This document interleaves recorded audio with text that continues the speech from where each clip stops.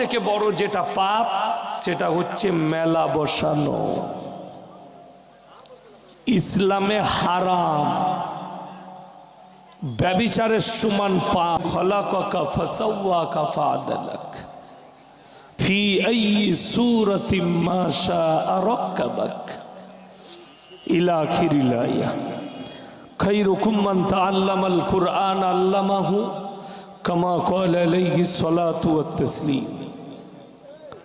মাননীয় শ্রদ্ধেয় জ্ঞানী গুণী মানী সম্মানী আজকের এই জলসার মাননীয় সভাপতি মহাশয়, শ্রদ্ধের উলামা একরাম, হুফাজ একরাম এবং আমার জ্ঞানী গুণী মানী সম্মানী মাননীয় শ্রোতা মণ্ডলী, পর্দার অন্তরালে পর্দা নসিব মায়েরা এবং বোনেরা, আল্লাহর বড় দয়া কৃপা ভালোবাসা আমাদের প্রতি, গোটা বিশ্বের প্রতি। সবাই আল্লাহ শুকর আদায় করে হৃদয় থেকে বলি আলহামদুলিল্লাহ। তারপরে পরে বিশ্ব নবী জনাবে মুহাম্মদুর রাসূলুল্লাহ, সকলে বলুন সাল্লাল্লাহু আলাইহি ওয়াসাল্লাম। তিনার প্রতি শত কোটি দরুদ বর্ষিত হোক, বলুন আমিন সুম্মা আমিন। সবাই একবার দরুদে ইব্রাহিম পাঠ করি। আল্লাহুম্মা সাল্লি আলা মুহাম্মাদিন ওয়া আলা আলি মুহাম্মদ কামা সাল্লাইতা আলা ইব্রাহিম ওয়া আলা আলি ইব্রাহিম ইন্নাকা হামিদুম মাজিদ।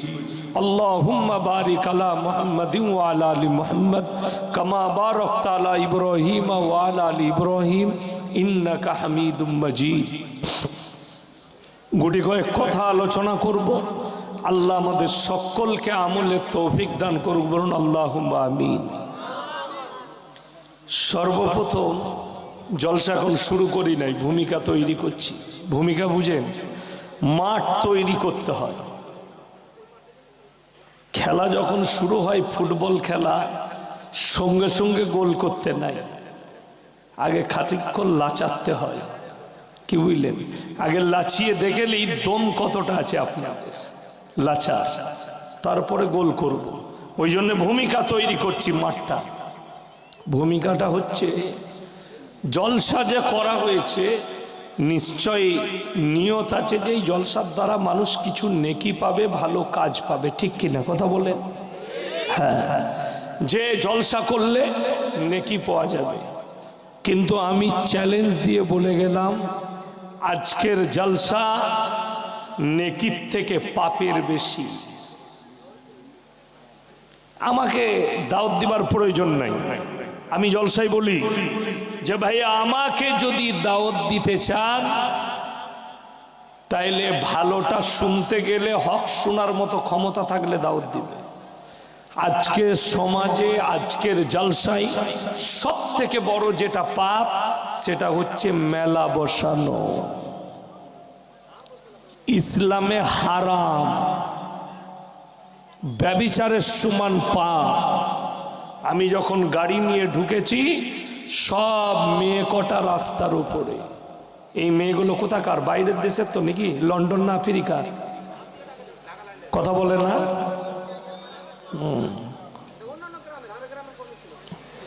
লজ্জা শরম আছে কিছু এটা বলতে? লজ্জা শরম আছে? লজ্জা শরম মাথাটা হ্যাট করছো কেন? তুলে বলো। অন্যান্য গ্রামে মেলাটা কে বসিয়েছে? অন্য গায়ের লোক না তোমরা পারমিশন দিয়েছো? কথা বলতে গেলে মেপে বলবে, এমন ছিলা ছিলব জীবনে আমার নামটাই ভুলে যাবে। পরিষ্কার করে বলছি, আমাকে আগামীতে দাওয়াত যারা দিবে, ইউটিউবে রেকর্ডিং চলছে, মেলা বসালে আমার মতো বক্তাকে দাওয়াত দিবেন না। সেই জলসা করার বক্তা আমি নয়। পীরের মেলা হলে হারাম, হাদিস বাতলাচ্ছ, আর তোমার মেলাটা হালাল। জুতো খেয়েছো? জুতো ফেরেশতারা জুতো মারবে। লোকেরটাকে হারাম আর তোমারটা হালাল। কোথা থেকে পেলে? মেলা বসিয়ে সেই পয়সা মাদ্রাসায় লাগালে হারাম পয়সা লাগানো হবে, আমি বলে যাচ্ছি। যদি কোনো বাপের বেটা মৌলবি ফতোয়া কাটতে পারে, স্টেজে নিয়ে আসে। আমি শওকতের বেটা বলে গেলাম, মৌলবি আসে। মেলা বসিয়ে সেইখান থেকে টাকা তুলে সেই টাকা মাদ্রাসায় লাগানো যাবে। মসজিদে লাগানো যাবে না। আমি ভূমিকা ওই জন্য তৈরি করছি যে আমার ভাষা সবাই নিতে পারবে না। ফেসবুকে দেখতে পাচ্ছেন না কতগুলো মাল খালি গাল দিয়ে বেড়াচ্ছে আমাকে। আমি তো গাল খাওয়া বক্তা, গাল দেন আমি দোয়া দিই, যারা গালি দেয় তাদের লেগে দোয়া। পরিবেশের দাম লাখ টাকা, কথাটা বুঝতে পেরেছেন না পারেননি? টাকা পয়সা সম্পদটা বড় জিনিস নয়, পরিবেশ। পরিবেশকে দিয়েছেন নবী করিম সাল্লাল্লাহু আলাইহি সাল্লাম। শুধু আপনাকে নামাজ রোজা তসবিহ তেলাওয়াতটা এনে দিয়ে ছেড়ে দেননি। ইসলাম এটার নাম নয়। নামাজ রোজা তসবিহ তেলাওয়াত কোরআন হাদিস এটা শুধু ইসলাম নয়, পরিপূর্ণ একটা জীবন ব্যবস্থার নাম হচ্ছে ইসলাম। যারা মনে করছেন এই নামাজ রোজাটা ইসলাম, ইসলাম বোঝা হয়নি, তারা ইসলাম বুঝতে পারেন। জীবন ব্যবস্থার নাম ইসলাম। আপনাদিকে এরপর প্রশ্ন করি, নারীদের পর্দা করাটা কি? কথা বলে না, ফরজ। এটা পর্দা করেছেন না বেপর্দা করেছেন? রাগ করেন না, আমি হক কথা বলছি।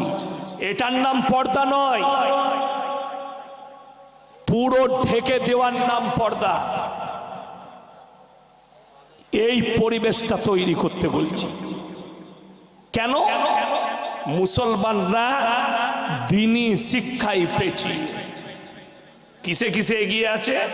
মদে, গাঁজায়, আফিংয়ে, হিরোইনে, সুদেতে, লটারিতে, চুরিতে, ধোকাবাজিতে, প্রতারণায়, এইগুলোতে মুসলিমরা এগিয়ে। কষ্ট তো এই জায়গায়, আপনি ইসলামে এগুতে পারেন কেন? দ্বীনি শিক্ষা না। অথচ মায়েরা ভাইয়েরা শুনেন, প্রত্যেকটা নরনারীর জন্যে দ্বীনি ইলম হাসিল করা ফরজ। জানেন না? জানেন না? জানেন? এখানে এতগুলো লোক বসে আছেন, যদি সমীক্ষা করি 100 জনের মধ্যে 95 জনের কাছে দ্বীনি ইলম নাই। 95 এর কাছে। কেন? হারাম হালাল বুঝে না, দিন বা দিন বুঝে না, শিরক আর বেদাত বুঝে না, কুফরি বুঝে না, বেঈমান কাফেরের চক্র বুঝে না। কালিয়াচকটা, কালিয়াচক এলাকায় সুজাপুর কালিয়াচক কত পার্সেন্ট মুসলিম আছে জানেন? কত পার্সেন্ট? কথা বলে না? সেট তুমি লন্ডনে থাকো, 80 থেকে 85% মুসলিম বাস করে সুজাপুর আর কালিয়াচকে। 31শে ডিসেম্বর আমি সুজাপুরের চাষপাড়ায় জলসা করেছি। 11:15 স্টেজ ছেড়েছি, 13 মিনিট লেগেছে আমার গাড়িতে কালিয়াচক স্ট্যান্ড আসতে। কত মিনিট বললাম? 13 মিনিট। গাড়ি 4-5টা লরি দাঁড়িয়ে আছে, জাম করে দিয়েছে। ওভারটেক করে আমার গাড়িটা ঢুকলো সামনে, আটকিয়ে রেখেছে। কারা? মুসলিম যুবকরা, হারামের আওলাদ কটা। কি করবে? 12টা কাঁটাই বাজলো, 50,000 টাকার বাজি ফুটালো। 1 জানুয়ারি শুরু হলো। লোকের রাগ হবে, ফেসবুকে শুনবে। আমি আল্লাহর কসম করে বলছি, এরা আমার নবীর উম্মত হতে পারে না, এরা আমার রসুলের উম্মত নয়। মুসলমান ঘরে বসবাস করলে যারা ভাবছেন মুসলমান, তারা ভুল বুঝেছে। মাথা ঠুকলে, যারা ভাবছেন মাথা ঠুকলে মুসলমান হওয়া যায়, তারা ভুল পথে আছে। যদি বলেন কেন, আমার কাছে প্রুফ আছে, দলিল আছে। যারা মনে করছেন মাথা ঠুকলে, আল্লাহ কোরআনে ওই জন্য শর্ত রেখেছেন। কি রেখেছেন বললাম? শর্ত। আল্লাহ শর্ত শুনবেন। লাইসাল বিররা আন তুওয়াল্লু বুজুহাকুম কিবালাল মাশরিকি ওয়াল মাগরিব ওয়ালাকিন্নাল বিররা মান আমানা বিল্লাহ। আল্লাহ শর্ত রাখলেন কোরআনে, হে আমার নবী, পৃথিবীর মানুষকে বলে দাও, পূব কিংবা পশ্চিম দিকে মাথা ঠুকার নাম ঈমান নয়। যারা নাস্তিক আছে, নাস্তিক ছাড়া সবাই মাথা ঠুকে। কেউ পূবে, কেউ পশ্চিমে, কেউ উত্তরে, কেউ দক্ষিণে, কেউ গাছের নিচে, কেউ কবরের সামনে, কেউ ঠাকুরের সামনে, কেউ আগুনের সামনে, কেউ পানির সামনে, কেউ সূর্যের সামনে, কেউ চন্দ্রের সামনে। ওই জন্য আল্লাহ কোরআনে শর্ত রাখলেন, পূব কিংবা পশ্চিম দিকে মাথা ঠোকার নাম ঈমান নয়। প্রকৃত ঈমান সেটা হচ্ছে মান আমানা বিল্লাহ, এটা 1 নম্বর, আল্লাহর উপরে বিশ্বাস। সবাই আনবেন, জোরে বলুন ইনশাআল্লাহ। এটা 1 নম্বর। ওয়াল ইয়াউমিল আখির, আমার পরকালের প্রতি, ওয়াল মালাইকাতি, আমার ফেরেশতাদের প্রতি, ওয়াল কিতাবি, আমার আসমানি কিতাবের প্রতি, ওয়ান নবিয়্যিন, আর যতগুলো নবী পয়গম্বর পাঠিয়েছি এদের প্রতি, এইগুলোর প্রতি বিশ্বাস আনার নাম হচ্ছে ঈমান। জোরে বলুন সুবহানাল্লাহ। এরপরে সিজদা করলে তবে তুমি মুমিন। এরপরে সিজদা করলে তো আল্লাহর জন্যই সিজদা হবে, আর কারোর জন্য নয়। যদি বলেন যারা 5 জানুয়ারি পালন করেছে তারা কেন বেঈমান হলো, আমি বলবো না, কোরআন বলছে। যদি বলেন 25শে ডিসেম্বর ক্রিসমাস পালন করেছে তার লেগে কেন আপনি বেঈমান বলছেন, আমি বলিনি, কোরআন বলছে। আমার কি ক্ষমতা আছে, আমি তো আপনাদেরকে কোরআন শোনাবো, হাদিস শোনাবো। যদি বলেন কোরআনে কোথায় আছে, তাফসীর খুললে পাবেন গায়রিল মাগযুবি আলাইহিম ওয়ালাদ-দাল্লিন। মাগযুম মানে ইহুদি, দল্লিন মানে নাসারা। এই দুটো দলই পদভ্রষ্ট, আর এদের যারা অনুসারী হবে তারাও পদভ্রষ্ট হবে। এটা কোরআন। যারা এদের অনুসারী হবে, 1 জানুয়ারি যারা পালন করেছে তারা ওই হারামখোরদের অনুসারী। 25শে ডিসেম্বর যে মুসলিম ছেলেরা পালন করেছে এরা তাদের অনুসারী, তাই এরাও পদভ্রষ্ট। ইস্তেগফার করতে হবে, আল্লাহ জীবনে আর পালন করব না, জীবনে এই জায়গায় যাব না। আজকে একটা একটা করে বলি, আমার বাবাজিরা, আমার ভাইয়েরা, আমার মায়েরা, বোনেরা, আপনি নিজেকে মুমিন বলে পরিচয় দিতে যাচ্ছেন, কিন্তু আপনি মুমিন আছেন নাকি এটাও তো সন্দেহ আছে। এটাও সন্দেহ। কেন?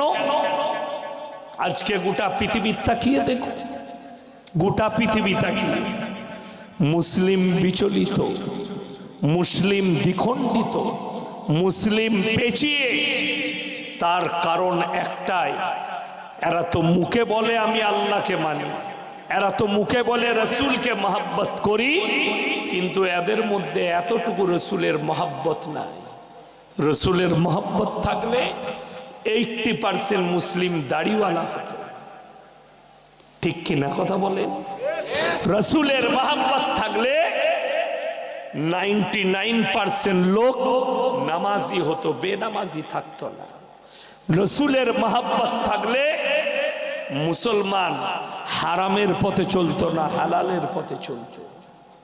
আপনি জানেন সব থেকে বেশি পশ্চিম বাংলায় মুসলিমদের মধ্যে নেশা করে, নেশা ব্যবসা করে, নেশা বিক্রি করে 2টো জেলা, মুর্শিদাবাদ আর মালদা। রাগ করেন না, আপনার জেলার নাম নিলাম বলে। হিরোইন পাচারে ধরা পড়েছে কে? বলে কালিয়াচকের ছেলে। কি নাম? মোহাম্মদ অমুক। গাঁজা পাচার করছিল ব্যাগে করে, ধরা পড়েছে কে? বলে কোথায় বাড়ি? বলে বৈষম্যনগরে বাড়ি, মালদায় হরিশ্চন্দ্রপুরে বাড়ি। গাঁজা পাচার করছিল। কি নাম? মোহাম্মদ অমুক, শেখ অমুক, অমুক সরকার, অমুক হালদার, সব মুসলিম। জিজ্ঞেস করুন, মালদা জেলেতে গিয়ে যদি দেখেন সমস্ত ক্রিমিনালগুলো বেশিরভাগ মুসলিম। কেন? এদিকে ব্যবহার করা খুব সহজ, দিন নেই তো, এডুকেশন নাই তো, আপনার মধ্যে শিক্ষা নেই তো, আপনাকে ব্যবহার করা খুব সহজ। টাকার জন্য মানুষ নিজের ইমানকে বিক্রি করে, টাকার জন্য মানুষ নিজের সব কিছুকে বিলীন করে দেয়। কেন? আজকের মুসলমান ভেবেছে টাকাটাই সব কিছু। টাকার দ্বারাই সব পাওয়া যায়, আজকের মুসলমানের চিন্তাধারা। কিন্তু শুনেলেন এখনকার লোকরা, এখনকার যুবকরা কি বলে জানেন? আগেকার মানুষরা তো বেশ হাদিস কোরআন জানতো না বে, আমাদের বাপ দাদুরা। আমরা তো ভালো জানি আর নামাজও পড়ি। তুমি নামাজি বেশি, তুমি পরেজগার বেশি, কিন্তু প্রবলেমটা কি জানো? প্রবলেম কিন্তু একটা। কি প্রবলেম বলেন তো? প্রবলেমটা বলে দিই কি, আপনি নামাজও পড়েন, সব করেন, রোজাও রাখেন, কিন্তু কোরআনটা শুনেলেন সাবিকুন সাবিকুন উলাইকাল মুকাররাবুন ফি জান্নাতিন নাঈম সুল্লাতুম মিনাল আউয়ালিন ওয়া কালিলুম মিনাল আখিরিন। কোরআন হে নবী বলে দাও, তোমাদের মধ্যে থেকে অল্প সংখ্যক, তোমাদের পূর্ববর্তীদের মধ্যে থেকে বেশি সংখ্যক লোক জান্নাতে প্রবেশ করবে। তার মানে তুমি নামাজ পড়ো কিন্তু ব্যর্থ। নামাজ পড়লে হবে কি? এখনকার তো ছেলেরা নামাজ পড়ে, ফজরের নামাজ পড়ে বেরিয়ে চিন্তা করছে কার ক্ষতি করব, কাকে ধ্বংস করব। ঠিক বললাম না ভুল বললাম? হ্যাঁ, তা না হলে আমাদের দেশে ফার্স্ট কাতারে কালকে কি বার আছে? শুক্রবার। জুম্মার দিনে সুদখোররা আবার গোসল করে আগে আগে গিয়ে ফার্স্ট কাতারে বসে আঁতর লাগিয়ে। ঠিক বললাম না ভুল বললাম? রাগ করবে অনেকজন এই সুদের কথা বললি। সকালবেলায় সুদখোররা বলবে বাজে মলবি এনেছিলি বে, কোন মাল কটা, সুদখোর মাল কটা। এতে আমার যায় আসে না। উর্দুতে একটা প্রবাদ বাক্য আছে, কিসকো कहूं कैसे कहूं, जिसको कहूं जैसे कहूं, जिसके मुआफिक होता है वो राजी हो जाता है, जिसके खिलाफ होता है वो नाराज हो जाता है। तो हम क्या करें?